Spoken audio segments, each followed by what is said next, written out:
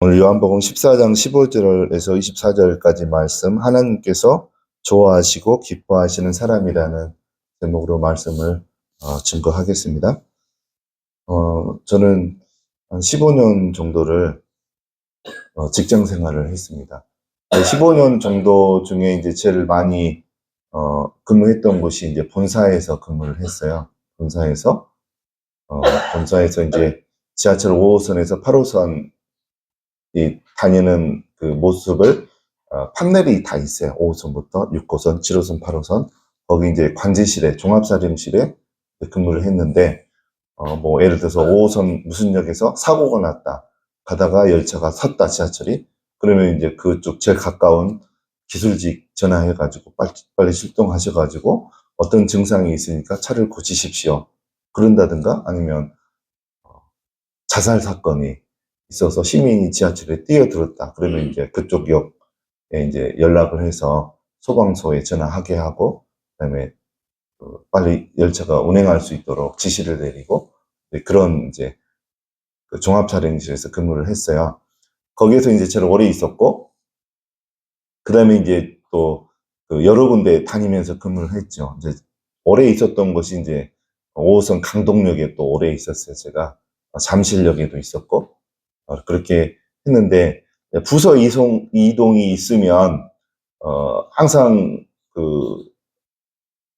좀 이렇게 생각해야 되는 부분이 어떤 거냐면, 예를 들어서, 강동역에 근무하시는, 책임자, 팀장의 기호가 뭔가, 어떤 거는 좋아하시고, 어떤 걸 싫어하시나, 그걸 파악을 빨리 하는 사람이 회사 생활이 편해요. 근데 싫어하는 것을 좋은 걸로 생각을 잘못해가지고 팀장이 싫어하는 것만 짓만 하면 미움받고 근무하는데 애로사항이 많은 거예요. 그래서 이제 그거는 그 삶의 지혜죠. 마찬가지로 신앙생활을 하는 우리가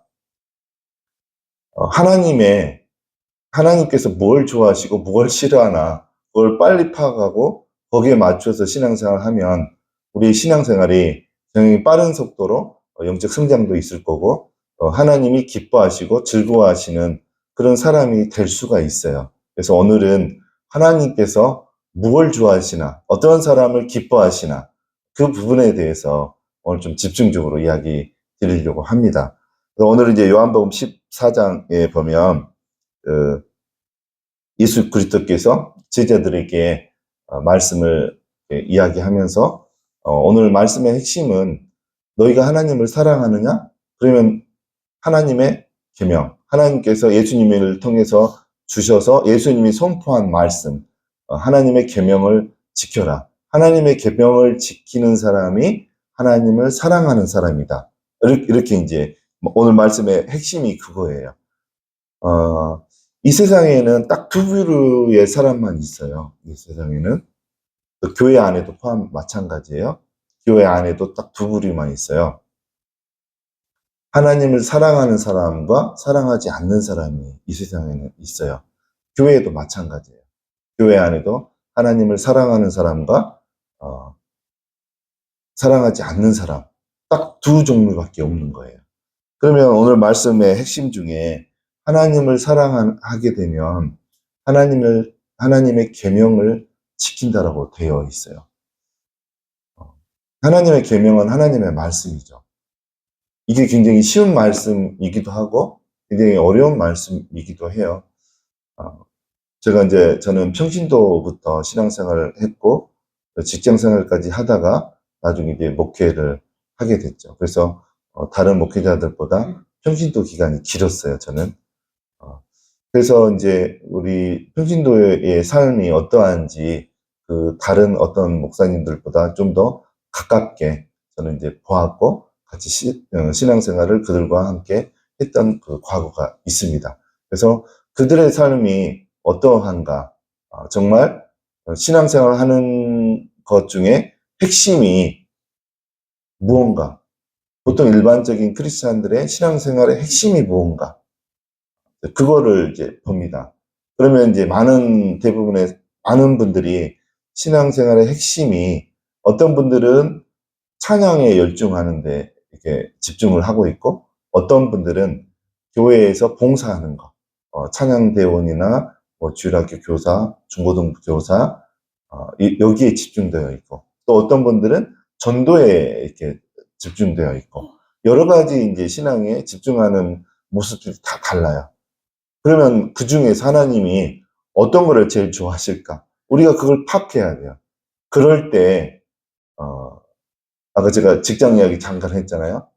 어, 빠른 적응과 그 빠른 어떤 신앙의 성장이 이루어질 수 있고, 어, 그렇습니다.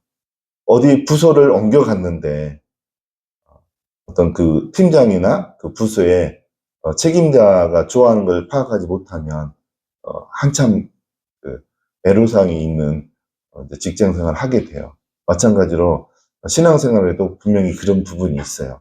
그래서 오늘 저희가 신약과 구약 말씀을 통해서 하나님은 과연 어떤 사람을 기뻐하시나 그 부분을 집중하겠습니다. 먼저 요한계시록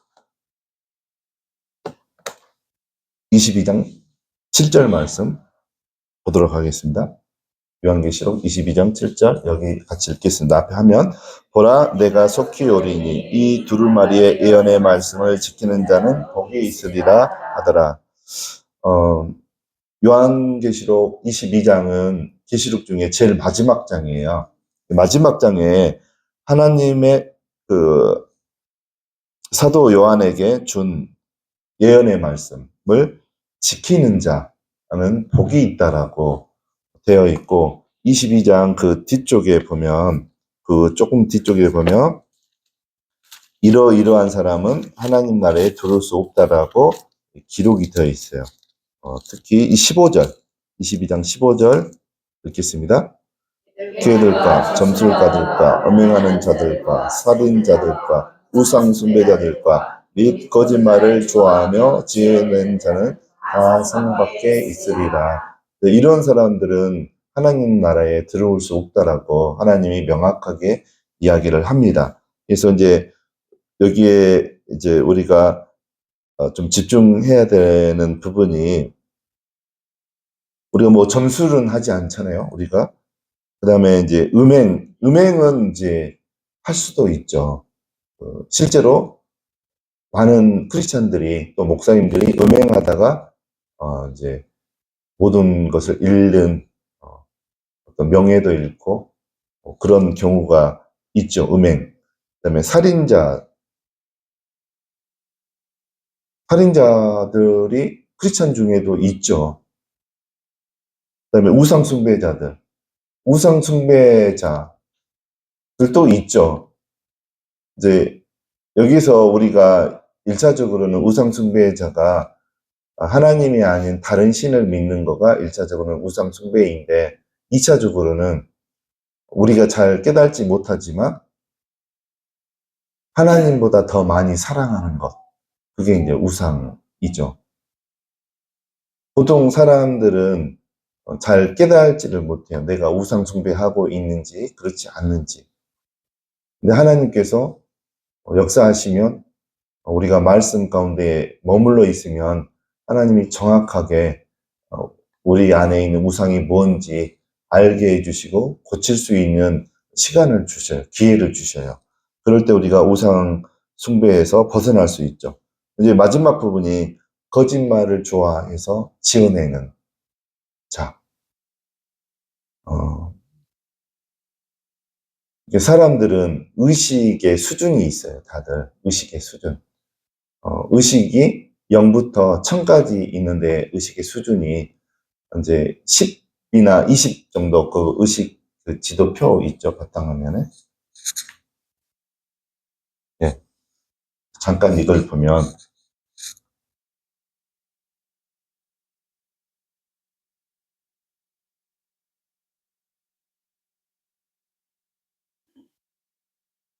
영부터,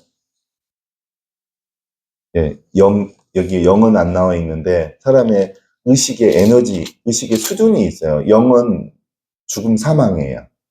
0은 죽은 상태, 사망되어 있는 상태. 20,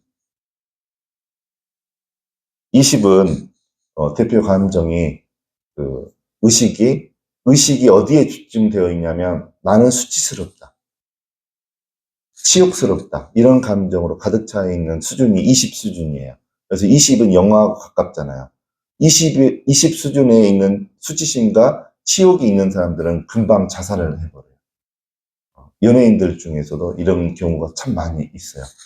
그 다음에 30은 죄책감과 비난의 감정으로 가득 차 있는, 의식 수준이 늘 나는 죄책감이 있는 그런 상태로 살아가는 사람들이 30 수준인 거죠. 이분들도 조금만 잘못 생각하면 자살로 가요, 이분들은. 그리고 50은 무감정, 아무 감정이 없는 상태. 그러니까 절망의 상태에 있는 분들이죠. 이렇게 쭉쭉 가면 이제 175를 보셔요. 175. 자부심이잖아요. 자부심에. 이분들은 본인이 제일 잘난 거예요. 제가 예전에 175 상태로 오랫동안 살았더라고요, 제가. 자부심이 있는 거예요. 저는 영적으로도 하나님을 이렇게 만났다고 생각을 하고 있고, 깊게 만났다고 생각을 하고 있고, 특별히 이제 말씀 묵상하면서 하나님의 깊은 것도 이게 경험한 게 있고, 또 영적으로 이렇게 하나님이 경험케 해주신 특별한 체험들이 좀 많이 있어요. 그리고 이렇게 하나님이 지식의 말씀의 은사를 주셔가지고 미리 일어날 일들도 하나님이 중보기도 하기 위해서 가르쳐 주신 부분들이 많이 있었어요. 그래서 제가 스스로 굉장히 자존감이 높았어요.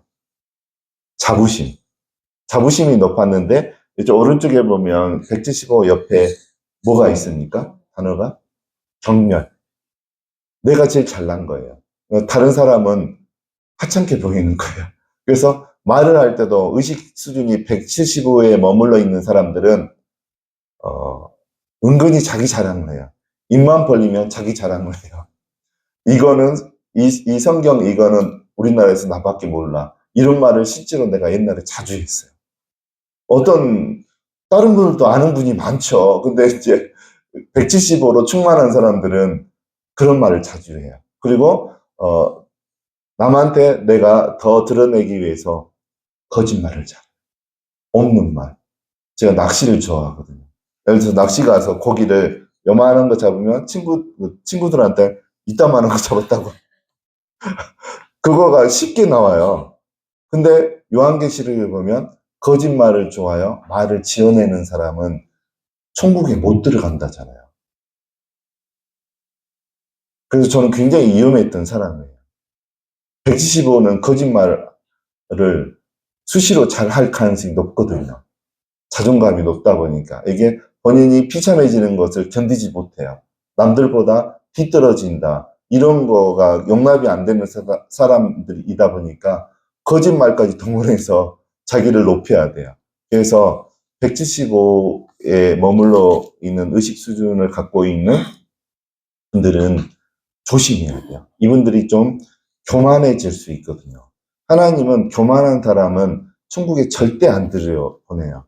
그분이 어떤 신학교 교수든 목사든 어떤 선교를 많이 했든 상관없어요. 교만한 사람은 하나님이 천국 근처에도 못 들어오게 해요. 바로 내쳐버려요. 특히 175인 사람들이 교만할 가능성이 굉장히 높아요. 근데 본인은 모르는 거죠. 어떻게 인식을 할 수 있느냐. 하나님의 말씀을 통해서만, 오직 한 가지, 하나님의 말씀을 통해서만 너 교만하다, 그것을 하나님으로부터 들을 수 있어요. 사람이 말해도 안 들어요. 교만하니까 안 들어요. 사람이 말해도. 오직 성령님께서만 지적할 수 있는 부분이에요. 그래서 이제 쭉 올라가면 175 위에 200이 이제 평균이에요. 평균. 근데 대부분의 사람들은 모든 인구의 한 85%는 다 200 이하에 있어요. 200 이하가 그 감정이 다 부정적인 감정이거든요. 200 이상은 긍정적인 감정이에요. 그래서 여기 특별히 500을 보면 사랑이잖아요. 오늘 이야기하려고 하는 사랑. 500의 의식 에너지 수준에 머무르는 사람들은 그때부터 이 500의 의식을 갖고 있는 사람들이 손을 대고 기도하면 치유가 일어나기 시작해요. 500부터.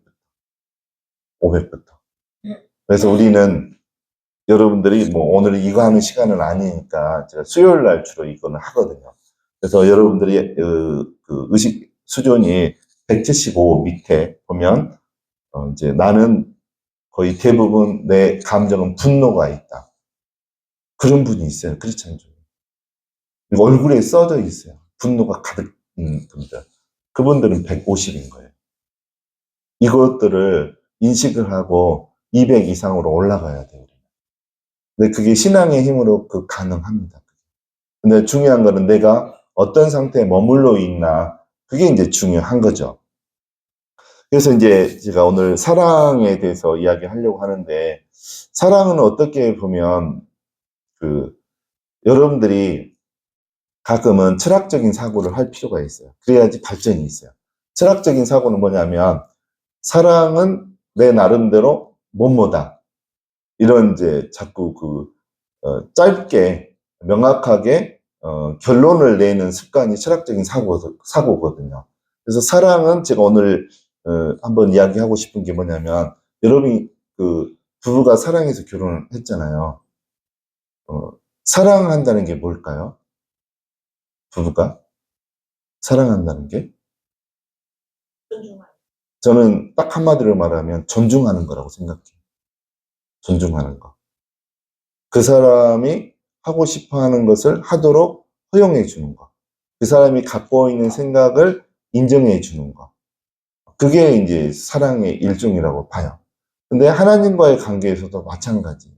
그래서 그 부분을 좀 더 자세하게 설명을 하도록 하겠습니다. 그래서 이제 전체적으로 우리가 신앙생활을 할 때 하나님이 뭘 좋아하시나 그거를 파악을 해야 돼요. 그러면 굉장히 빨리 영적으로 성장이 이루어질 수 있어요. 그리고 하나님을 깊이 만날 수 있어요. 하나님이 좋아하시는 것을 파악하면 그게 가능해져요.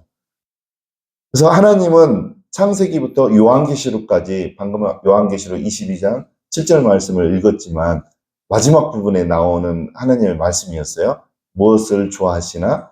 여기 22장 7절에 보면 예언의 말씀, 이 두루마리의 예언의 말씀, 그러니까 말씀을 지키는 자는 복이 있으리라고 했어요.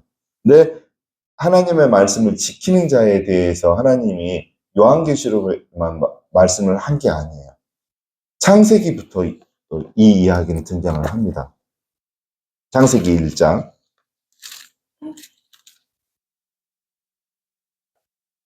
그래서 한마디로 말하면 우리가 하나님의 속성을 알게 된다라고 하면 우리가 굉장히 기쁜 신앙생활을 할 수 있습니다. 속성이라는 게 뭡니까? 일관되게 나타나는 성질이나 특징을 말해요. 일관되게 나타나는 성질이나 특성. 그래서 하나님의 속성은 창세기부터 아까 읽었던 요한계시록까지 일관되게 딱 하나가 성경에 등장을 합니다. 거기만 등장을 하는 게 아니고 오늘 본문인 요한복음 14장에도 사랑에 대해서 나오고 어떤 사람이 하나님을 사랑하는 거냐면 뭐라고 되어 있습니까? 요한복음 14장에 하나님의 계명을 지키는 사람이 하나님을 사랑하는 자라고 그랬어요. 그러니까 성경의 중간에 나오는 요한복음에도 하나님의 말씀을 계명이죠. 하나님의 말씀 계명을 지키는 자, 실행에 옮기는 자가 하나님을 사랑한다라고 되어 있어요. 그러니까 성경에서는 창세기부터 요한복음 중간에, 그다음에 요한계시록 끝부분에 일관되게 하나님이 줄기차게 이야기하는 게 하나님 말씀을 지키는 부분에 대해서 이야기합니다. 그래서 이제 제가 창세기 말씀을 올해 한 3월 달에 하나님께서 말씀 묵상을 하는데 처음으로 하나님이 저에게 하나님의 본인의 속성에 대해서 가르쳐 주셨어요. 하나님께서 좋아하시고 기뻐하시는 사람이 누군지 가르쳐 줬어요. 그래서 제가 창세기는 그 말씀 묵상으로 굉장히 여러 번 말씀 묵상했던 부분인데 그날 3월달 어떤 날 처음으로 하나님의 속성하고 연결이 됐어요. 이 말씀이 굉장히 신기했어요. 늘 읽었던 말씀인데 처음으로 하나님의 속성이 굉장히 커다랗게 알아졌어요. 그래서 이 말씀을 여러분에게 이야기하려고 합니다. 특별히 창세기 1장 3절을 읽겠습니다. 1장 3절 같이 읽겠습니다. 하나님이 이제 지식하시니 있었고 4절도 읽겠습니다. 이제 하나님 보시기에 좋았다가 하나님이 빛과 어둠을 나사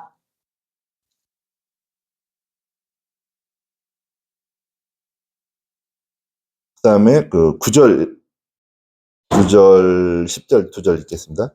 하나님이 이르시되 천하의 별이 한 곳으로 모이고 묻지 드러나라 하시니 그대로 되니라. 하나님이 들을 땅에다 주고 모인 물을 받아라 하시니 하나님이 보시기에 좋았더라. 11절, 12절 읽겠습니다.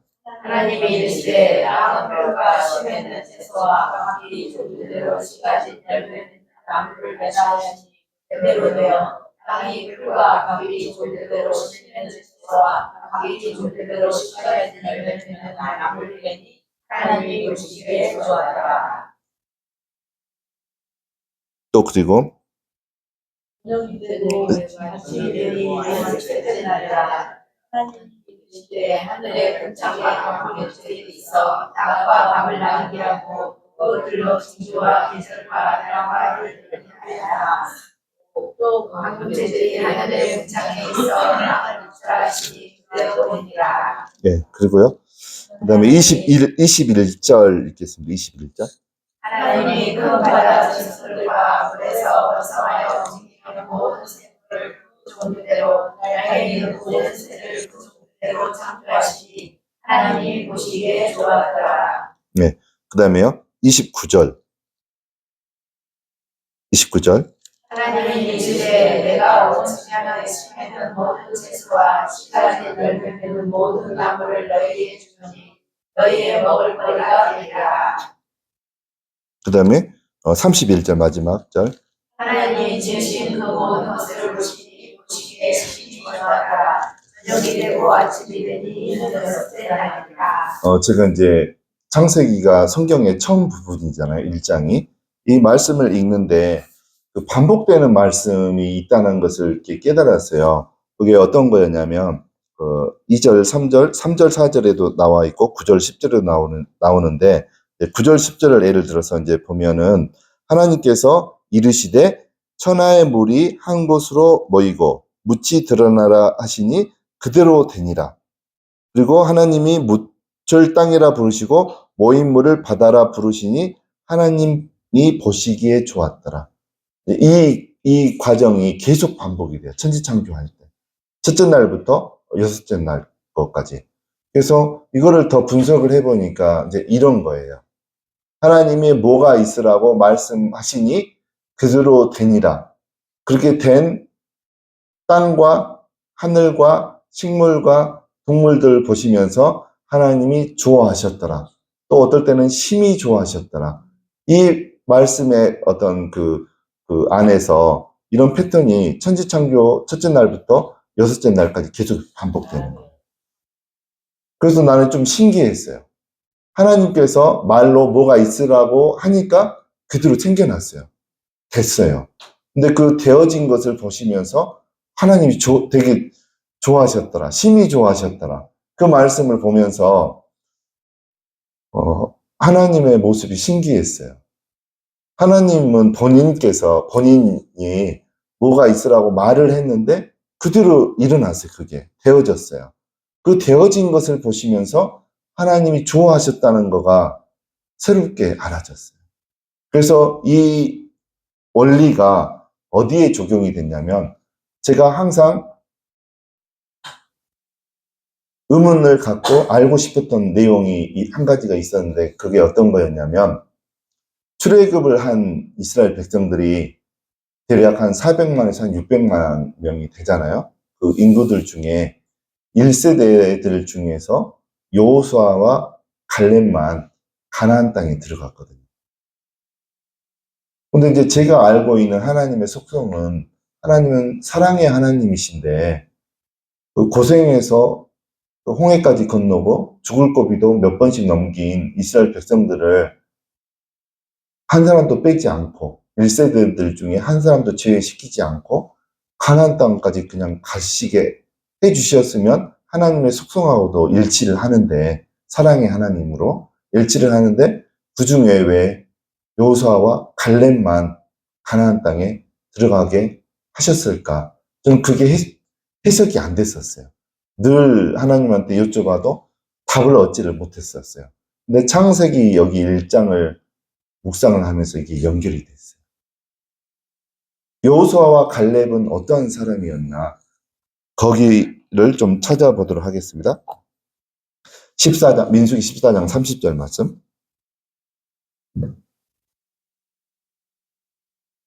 같이 읽겠습니다.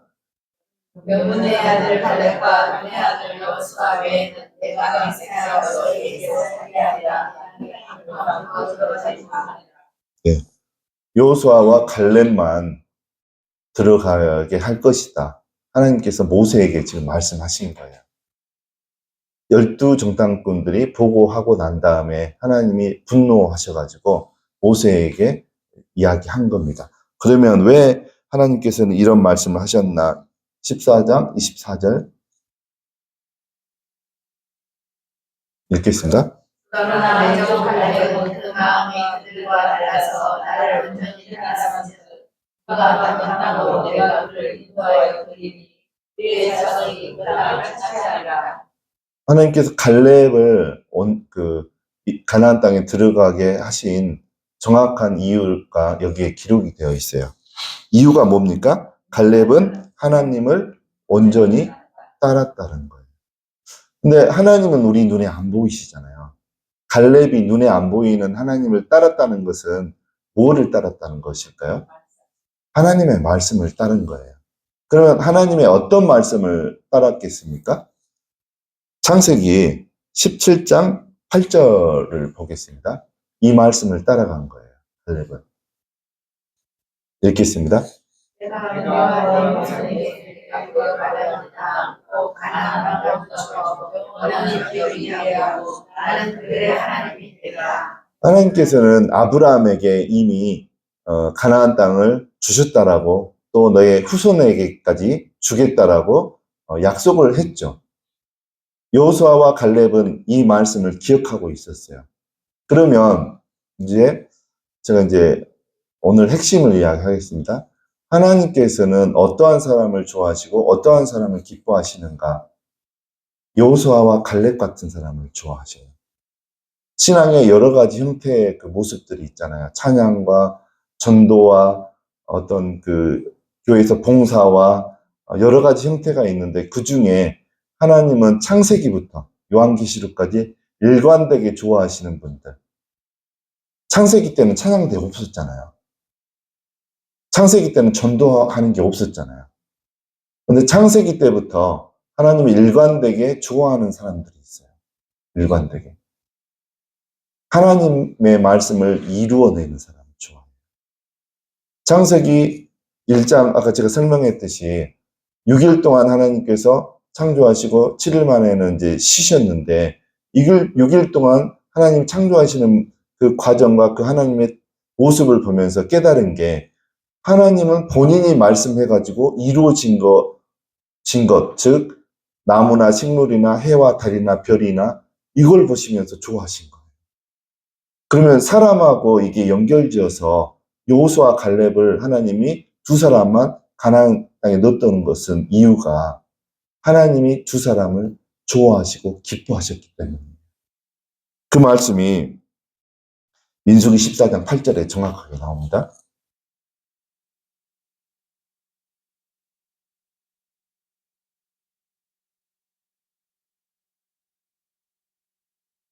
(14장 8절) 읽겠습니다. 여호와께서 우리를 기뻐하시며 우리를 그 땅으로 인도하여 주시고 땅을 우리에게 주시니라. 이는 하여 정과 꿀이 흐르는 땅이라. 가나안 땅에 어떤 사람이 들어갈 수 있다는 말이에요? 하나님이 기뻐하시면, 하나님이 우리를 기뻐하시면 가나안 땅에 넣으실 거다, 인도하실 거다. 여기서 기뻐하다라는 단어가 기뻐하다는 단어가 성경에서는 좋아하다. 그런 뜻이 있어요. 제가 이 부분을 좀 더 살펴보도록 하겠습니다. 그래서, 하나님이 기뻐하시는 사람이 가나안 땅에 들어갈 수 있는 거예요. 하나님이 좋아하시는 사람. 나중에 우리가 심판의 날 이후에 하나님 나라 가는 것도 마찬가지예요. 하나님이 기뻐하시고 하나님이 좋아하시는 사람만 들어가요. 다른 말로 하면 하나님을 사랑하는 사람, 하나님의 계명을 지키는 사람, 그런 분들을 하나님이 천국에 들이시는 거예요. 아까 요한계시록 22장에 보면 개들과 음행자들과 거짓말하는 자들과 살인자들은 절대 못 들어가는 거죠. 그 사람이 크리스찬이어도 못 들어가는 거예요. 요한계시록 그렇게 나와 있는 거죠. 그래서 여러분들도 가끔 잘 생각해 봐야 돼요. 제일 여러분들이 실수하는 부분이 거짓말 하는가. 제가 그랬다 했잖아요. 거짓말을 이렇게 가끔씩 겁도 없이 하는 나의 모습을 발견한 적이 있어요. 그것도 하나님 싫어하시는 거죠. 그래서 하나님께서 천지창조하실 때 본인이 뭐뭐가 있으라 했는데 그대로 되는 것을 보고 좋아하셨다고 했잖아요. 하나님께서 사람을 보실 때도 그렇게 보셔요. 사람의 무엇을 보느냐, 얼마나 열심히 무슨 일을 했는 것을 보는 게 아니고 사람이 어떤 하나님의 자녀죠. 사람을 보실 때 그 사람이 하나님의 말씀을 이루어내는가, 그걸 보세요. 천지창조할 때 하나님의 말씀을 했는데 다 그대로 되니라 했잖아요. 그걸 보시면서 하나님 좋아하셔요. 마찬가지예요. 사람을 보실 때 말씀을 얼마나 통독했는가 그거 안 봐요. 말씀을 얼마나 그대로 살아냈는가, 말씀을 이루어냈는가, 하나님 그거 보세요. 통독을 많이 해도 어떤 목사님들은 엉뚱한 소리를 해요. 방언의 은사 하지 마라. 성경을 200독 하신 목사님 그런 소리 지금도 하고 계셔요. 성경을 200독 하면 뭐예요? 하나님의 뜻과 마음을 모르는데, 하나님을 만나지 못했는데, 하나님을 만나기에는 통독보다는 말씀 묵상이 더 적합해요. 말씀 묵상은 뭐냐면 하나님이 기뻐하는 사람들이 하는 그 행동들이에요. 하나님이 또 다른 말로 하면 말씀 묵상하는 사람들 좋아해요. 이유가 있어요. 여호수아 1장 8절을 보겠습니다. 아까 갈렙 이야기했고 여호수아도 가나안 땅에 들어갔잖아요. 여호수아는 어떤 사람이었나? 여호수아 1장 8절 읽겠습니다. 시작. 읽겠습니다. 이 율법책을 내 입에서 떠나지 말자며 주야로 온 것을 묵상하여 하나님의 기록된 다 지켜내라. 왜냐하면 내일이 평탄하게 될 것이며 내가 평안하리라. 저는 개인적으로 성경에 등장하는 하나님의 속성 중에 제일 중요한 게 말씀을 이루어내는 사람을 좋아하신다. 창세기에는 하나님이 스스로 말씀을 했는데 이루어지는 걸 보고 스스로 좋아하셨어요. 하나님의 속성이에요.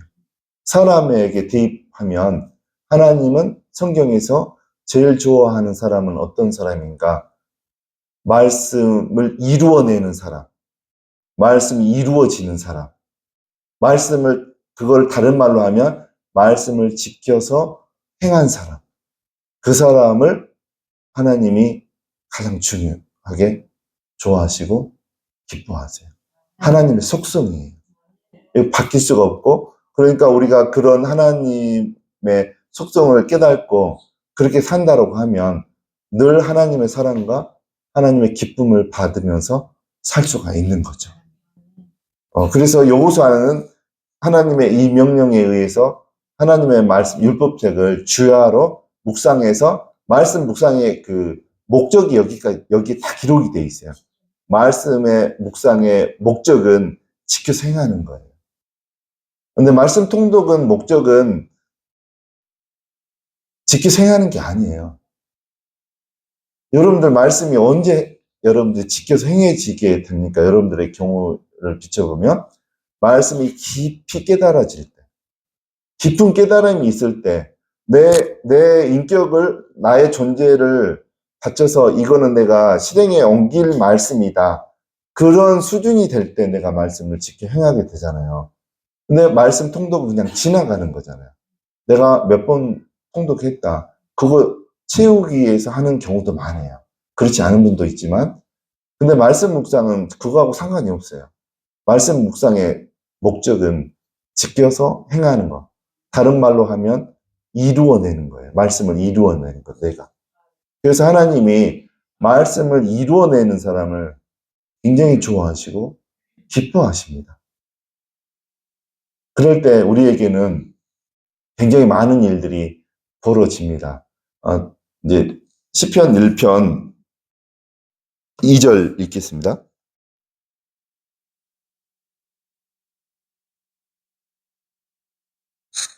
1절, 2절 같이 읽겠습니다. 네. 시작. 믿는 사람은 아이들에게 가지 아니하며 죄인들에게 서지 아니하며 많은 자들의 자리에 앉지 아니하고 오직 여호와의 율법을 즐거워하여 그의 율법을 취하라고 삭사하는다. 여기에 보면 말씀 묵상하기 전에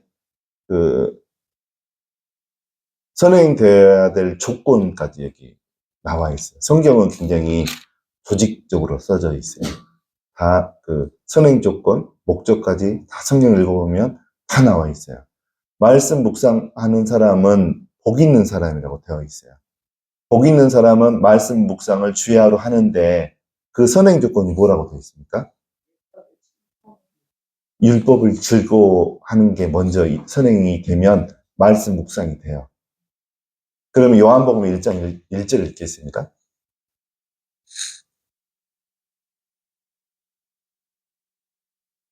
시작. 애초에 말씀이 계시니라 말씀이 하나님과 함께 계셨으니 말씀도 하나님이시라.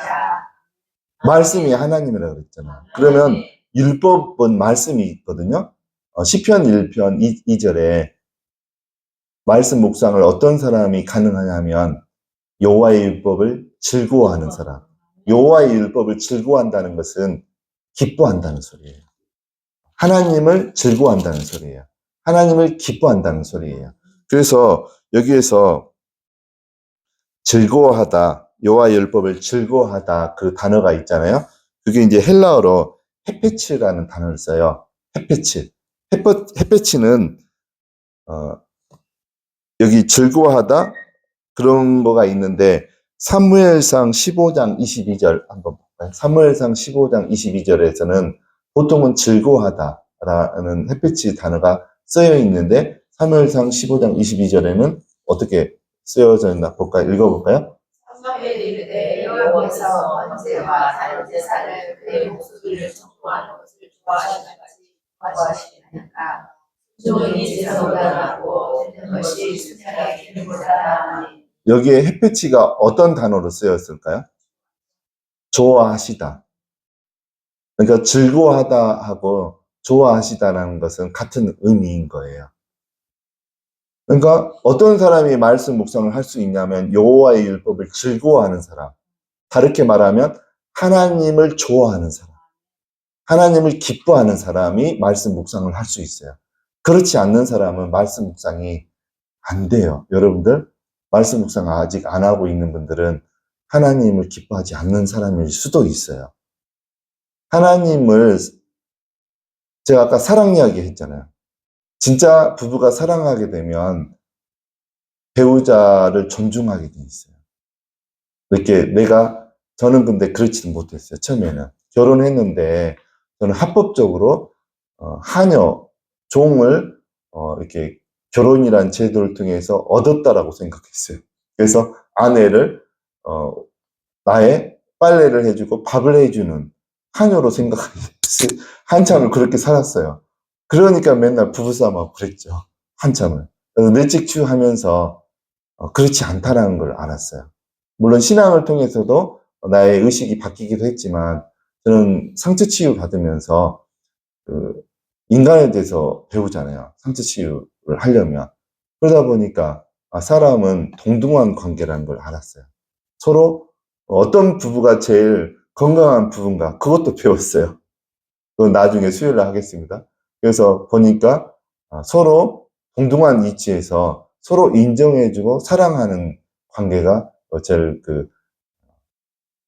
적합하고 건강한 가정이라는 것을 배우게 됐습니다. 이제 그런 과정 중에 성경을 보면서 오늘 본문은 요한복음 14장이었잖아요. 그런 베이스로 오늘 본문을 읽으면 이해가 돼요. 앞에 뒤에 이거 다 빼고 여기 말씀만 읽으면 사람들이 이해는 되겠죠. 하나님을 누가 사랑하는 사람인가? 하나님의 계명을 지키는 사람이 하나님을 사랑하는 사람이다라는 게 핵심이잖아요. 근데 여기 위에 아까 창세기 말씀, 민수기 말씀, 시편 말씀 이거가 더해지면 이 말씀이 완전해져요. 그래서 하나님의 말씀을 지켜서 행할 수 있게 되는 거죠. 그래서 이제 여러분들은 신앙생활을 앞으로 이제 쭉 하실 거고 지금까지 해 오셨지만 하나님이 여러분들을 기뻐하시고 하나님이 여러분을 좋아하시는 그런 분들이 여러분이 되셨으면 합니다. 그거에는 여러 가지 신앙의 형태가 있겠지만 하나님이 제일 중요하게 여기시는 부분은 창세기 1장에도 나오는 것처럼 말씀이 여러분에게서 이루어지는 거.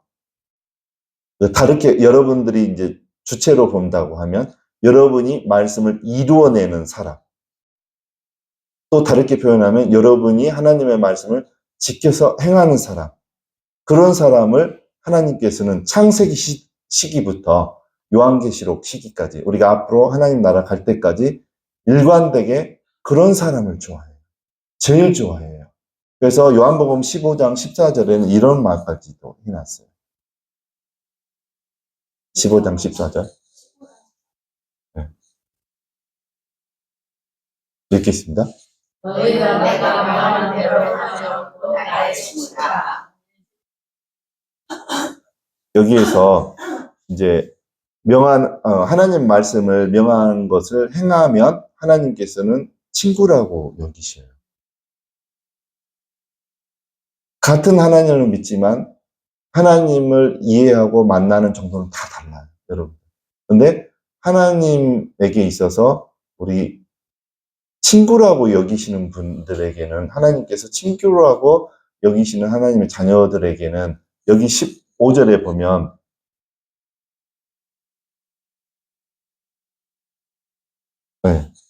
비밀이 없는 거예요, 비밀. 하나님의 깊은 것도 다 열어서 알게 해주는 그런 어떤 지점이 있어요. 하나님의 친구에게는. 그래서 여러분들이 하나님의 말씀을 여기서 행한다라는 단어가 헬라어로 포이에오예요. 포이에오. 포이에오는 지켜서 행한다. 그런 것도 있지만 또 어떤 의미도 들어있냐면 가진 노력을 다하다. 말씀 묵상은 하나님 말씀을 내가 이루어내기 위해서 가진 노력을 하는 거예요.